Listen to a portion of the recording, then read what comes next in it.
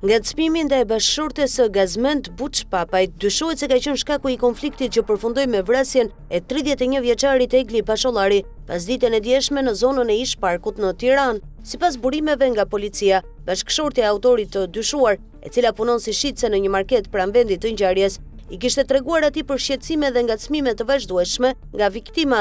Rreth orës 15:40, Buçpapaj bashkë me gruan dhe një person tjetër janë përballur me 31 vjeçarin, ndërsa konflikti ka degeneruar në përdorimin e thikës, duke i shkaktuar këtij të fundit plagë fatale. Pas ngjarjes të dyshuarit janë larguar me automjetin e Buçpapajt. Më pas, sipas hetimeve paraprake, mjeti është braktisur dhe ata kanë marrë një taksi drejt banesës së tyre në zonën e Sharrës.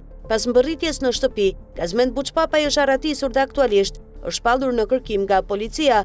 Bashkëshortja e tij është shoqëruar dhe marrë në pyetje, ku ka deklaruar se viktima e ngacmonte shpesh dhe nuk e linte të qetë. Deri tani ajo nuk është arrestuar. Në pyetje janë marrë edhe prindrit e autorit të dyshuar, të cilët kanë dhënë të njëjtin version si gruaja. Policia vion hetimet për sqaruar plotësisht dinamikën e ngjarjes dhe përgjegjësitë penale të personave të përfshirë.